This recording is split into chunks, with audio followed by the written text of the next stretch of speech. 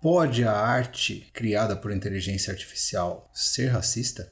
Olá, eu sou o Reinaldo Feuerbach, do podcast Perdidos na Paralaxe. Recentemente gravamos um episódio para estar discutindo as implicações da inteligência artificial no desenvolvimento da cultura e da arte. Foi um bate-papo bem legal, que você pode estar conferindo no link da nossa bio ou no nosso site pparalaxe.com.br.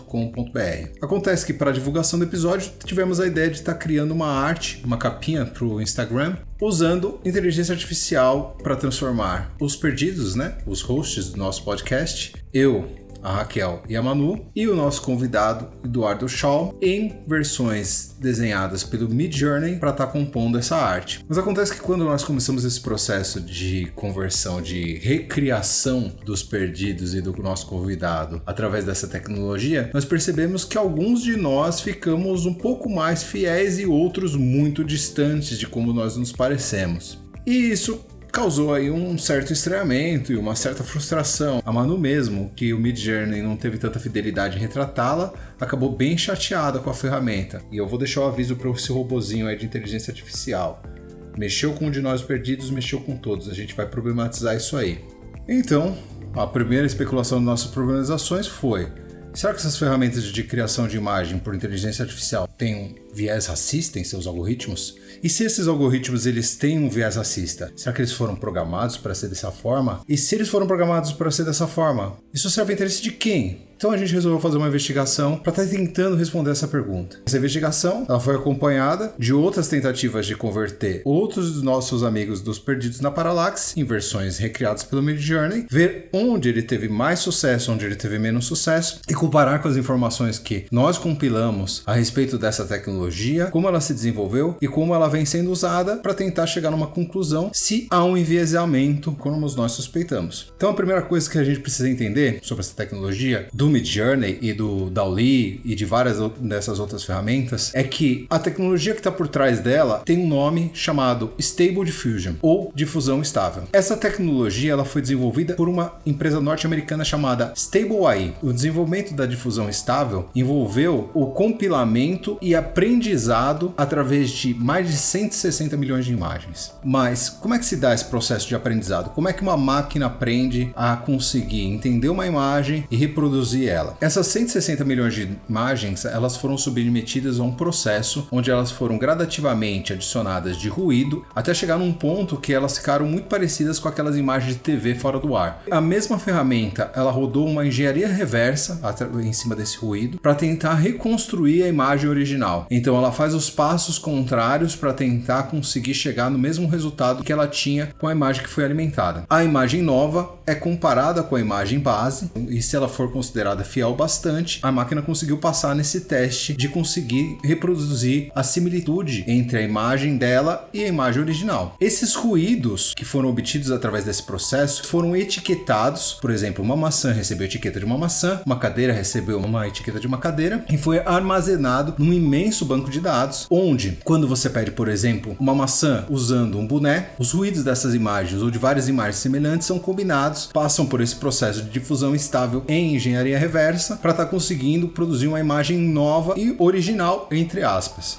Mas de onde surgiu tantas imagens para estar alimentando esse banco de dados? Elas surgiram de vários lugares, mas uma das principais fontes foram bancos de imagens profissionais, como Getty Images, Stock Images, FreePic e outras companhias. Elas também foram produzidas através de digitalizações de obras de domínio público que estão disponíveis nos principais museus. Dalí, Van Gogh, Da Vinci. Essas obras também estão no arquivo de imagens ou de ruídos do Stable Diffusion. E também a companhia ela conseguiu ter acesso a imagens que estão dispostas em portfólios digitais de artistas contemporâneos, como Behance, ArtStation e DeviantArt. Inclusive, todas as artes desses artistas digitais foram usadas sem consentimento, mas essa é uma outra discussão ética para um outro momento.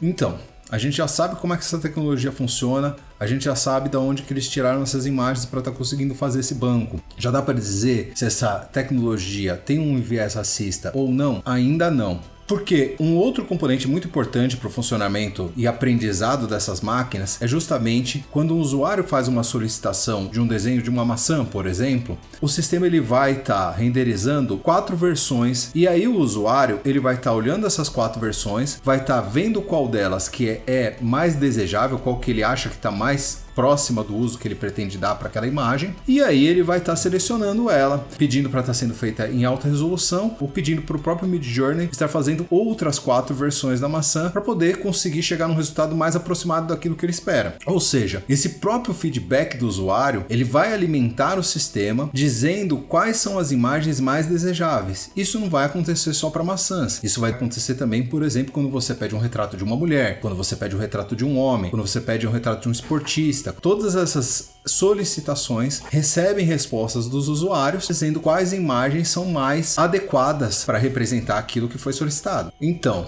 se são os usuários que dão um feedback de quando as imagens são mais desejáveis ou não, então é o próprio uso dos usuários que faz o algoritmo ser racista. Será? Bem, não é apenas isso que está em conta na equação. Outra coisa que nós temos que levar em conta é que grande parte desses bancos de imagem que foram alimentados dentro do Stable Diffusion foram criados durante uma outra época da publicidade, que são os principais clientes desse tipo de serviço. A própria Getty Images ela é de 1995, ou seja, já faz quase 30 anos que a companhia existe. E naquela época, as perspectivas do que é um homem bem-sucedido, uma mulher bonita, uma família ideal e todas essas coisas eram desenhadas no imaginário das pessoas de forma muito diferente, sem uma demanda de inclusão que nós temos hoje e de representatividade que nós discutimos. Mas e os artistas atuais? Os artistas que fazem seus trabalhos pro ArtStation, pro Behance, pro DeviantArt?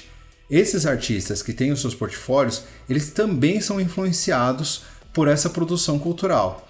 Então eles tendem muito mais a reproduzir retratos de pessoas brancas caucasianas, mulheres brancas caucasianas, dentro de um padrão específico de beleza que a gente vai encontrar em muitas produções hollywoodianas de cinema, séries de TV, esse tipo de coisa. Eles também vão ter um viés para estar produzindo muitas pessoas asiáticas, porque tem toda uma influência também do anime e dos videogames aí. E muitos desses artistas também são asiáticos. Recentemente, de algumas décadas para cá, a popularização da fotografia digital através dos aparelhos celulares e câmeras a um custo mais acessível possibilitou que os bancos de imagens, os filmes e a produção cultural ela tenha uma maior diversidade de gênero, de biótipos e de etnias. Mas isso não rivaliza aquilo que já está disponível na internet, né, dentro dessas 160 milhões de imagens que foram catalogadas para o Stable Diffusion.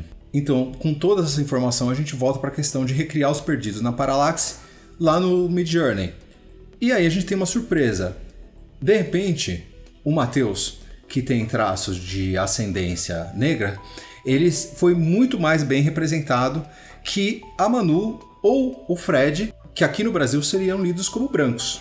Por que isso acontece? O que a gente suspeita é que, na verdade, o Midjourney ele não tem tanta dificuldade para estar reconhecendo pessoas de etnias negras, pessoas de etnias asiáticas, europeus, mas ele tem muita dificuldade para estar retratando pessoas que são frutos de uma miscigenação que é comum aqui no Brasil. Aquilo que fora eles chamam de etnicamente ambíguo. Pessoas que mesclam traços de diversos povos, produzindo outros tipos de rostos, outros tipos de beleza que são próprios do nosso povo, próprio da nossa cultura. O Midjourney, portanto, ele parece carecer desse tipo de diversidade, que é mais latino-americana, mais especificamente brasileira, e por isso ele se perde.